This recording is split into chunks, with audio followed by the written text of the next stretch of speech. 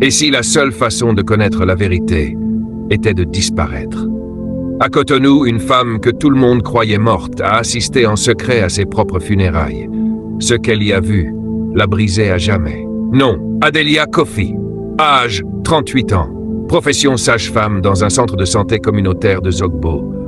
Statut, célibataire, sans enfant biologique, mais ayant élevé la fille de sa défunte cousine. Adelia n'a jamais été la préférée. Ni dans sa famille, ni dans la société. Sa sœur cadette fille est une influenceuse connue à Cotonou, toujours maquillée, toujours applaudie. Son cousin Mathieu Bello, lui, est avocat, respecté dans les hautes sphères. Adelia, en revanche, est la discrète, la bizarre, celle qu'on oublie d'inviter, celle qu'on appelle seulement quand on a besoin de soins ou d'argent. Pour son 38e anniversaire, Adelia prépare un petit repas à la maison. Elle invite sa famille, elle attend, personne ne vient. Aucun appel, aucun message. La seule personne présente est Fatou, 10 ans, la fille de sa cousine décédée, qu'elle élève depuis 5 ans, comme sa propre fille. Adelia. Fatou, est-ce que t'es sûr qu'on est dans le beau mois? Peut-être que c'est pas aujourd'hui, mais c'est bien son anniversaire. Ce jour-là, une idée folle germe dans son esprit. Adelia contacte Mister Ayodele Bello, un vieil ami infirmier qui travaille à l'hôpital de Menontin. Elle lui expose son idée, faire croire à sa mort, observer la réaction de sa famille et surtout savoir qui l'aime vraiment. Après hésitation, Ayodele accepte à contre-cœur. Il rédige un faux rapport, arrêt cardiaque pendant la nuit. Adelia est transférée à la morgue. En vérité, elle est cachée dans une maison en périphérie d'Akpakpa, dans une pièce sans fenêtre, équipée d'un écran pour suivre ce qui se passe. Henri Dossou, le seul autre complice, installe discrètement des caméras dans la maison familiale et au salon funéraire. Tout est prêt. Dès l'annonce de la mort d'Adelia, sa famille réagit, mais pas comme on l'imagine. Sa sœur fait une vidéo TikTok maquillée en larmes. « Ma sœur est partie, elle me manque tellement, repose en paix, Queen.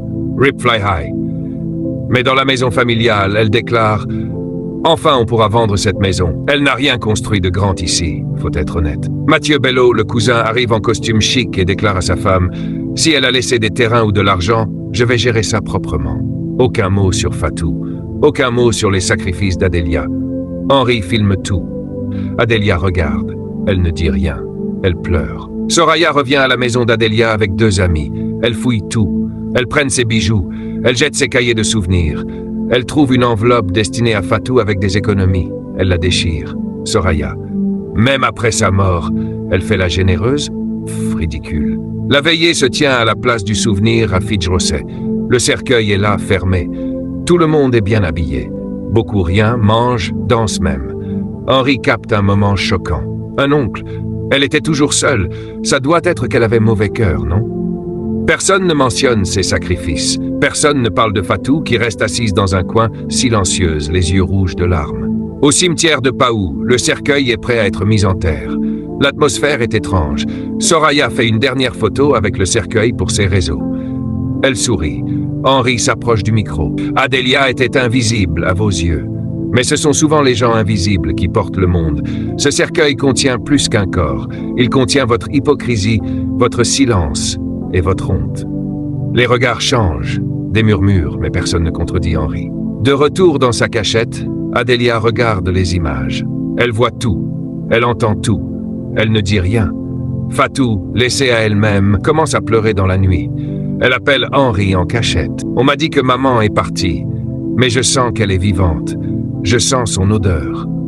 Henri hésite, puis il décide d'appeler Adelia. Adelia se lève. Elle regarde la caméra en face, les yeux pleins de larmes mais remplis de feu. Ils ont creusé ma tombe trop vite. Maintenant, ils vont voir ce que j'ai enterré au fond de moi depuis toutes ces années. Si tu es encore là, c'est que tu ressens cette histoire. Alors clique sur s'abonner et restons connectés. Cotonou, 2 semaines après l'enterrement. Adelia, toujours cachée à Akpakpa, regarde les vidéos prises par Henri une dernière fois. Elle voit Soraya vendre ses bijoux sur Instagram. Elle voit des voisins occuper son appartement. Elle voit même Fatou être maltraité verbalement par une tante venue l'aider. Adelia. Ils m'ont tous enterré. Il est temps qu'ils voient ce qu'ils ont semé. Elle sort de la cachette. Un taxi la conduit jusqu'à Zogbo. Elle marche lentement vers son ancien quartier, sous les regards choqués. La rumeur se répand à Cotonou comme du feu dans de l'essence. Adelia Kofi est vivante. Des vidéos sont postées sur TikTok, sur Facebook avec des titres comme « La mort qui marche à Cotonou, celle qu'on a enterrée est revenue ». Soraya chez elle reçoit un appel. « Soraya, tu avais dit que ta sœur était morte. On vient de la voir au marché de Dantokpa avec Henri. » Soraya panique. Elle appelle Mathieu Bello. « Mathieu, elle est vivante. Elle veut se venger, c'est sûr. Elle va nous traîner dans la boue. » Mathieu, laisse-la venir. Elle n'a aucune preuve de rien. Mais ce qu'ils ignorent, c'est qu'Henri a enregistré chaque moment. Fatou est dans la cour de l'école primaire quand elle aperçoit une silhouette au portail. Elle plisse les yeux et hurle « Maman !» Elle court, saute dans ses bras. Les deux s'effondrent en larmes.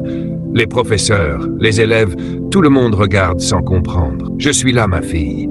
Je suis là maintenant, et personne ne te touchera plus jamais. » Henri filme discrètement cette scène qui deviendra virale dans les heures suivantes. Adelia organise un grand retour officiel. Elle invite toute la famille au centre communautaire de Zogbo sous prétexte de faire une déclaration. La salle est tendue. Soraya arrive maquillée comme pour un mariage.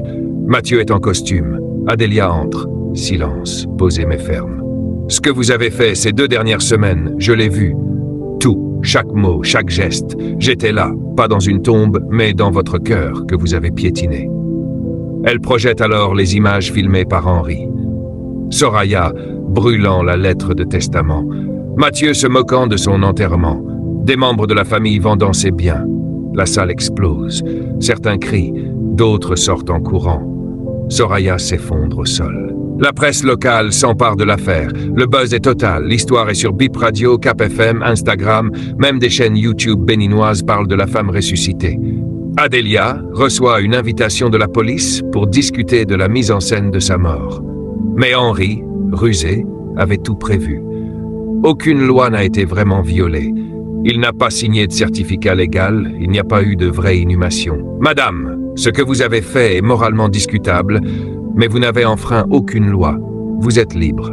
Pendant ce temps, Soraya est boycottée sur les réseaux. Les sponsors la lâchent. Son image s'effondre. Mathieu reçoit une assignation du juge de paix concernant les biens détournés. Dans un dernier acte fort, Adelia organise une conférence publique dans une salle de Gbegamey. Elle y réunit tout le quartier, la presse, les femmes, les jeunes, les pasteurs, les imams. Elle prend le micro. « Je ne suis pas revenu pour me venger. Je suis revenu pour dire une chose. Ne sous-estimez jamais la femme silencieuse. Celle qui donne, celle qui écoute, celle qui pardonne jusqu'à ce qu'elle ouvre les yeux. » Elle remet ensuite tous ses biens au nom de Fatou, légalement. Elle décide de quitter Cotonou pour quelques années, pour recommencer ailleurs. Adelia est à l'aéroport de Kadjehoun. Henri et Fatou sont là. « Tu pars vraiment ?»« Je pars vivre, pour moi cette fois. » Elle embrasse Fatou. Adelia. « Fais honneur à mon nom. Kofi ne veut plus dire douleur, mais dignité. » Elle monte dans l'avion. La caméra suit l'avion qui s'envole. Qu'auriez-vous découvert si vous assistiez à vos propres funérailles? Qui pleurerait sincèrement et qui se réjouirait en silence? N'attendez pas la mort pour ouvrir les yeux. Chaque abonné ici, c'est une âme de plus qui choisit la lumière au milieu des épreuves. Toi aussi, fais partie de cette force. Abonne-toi.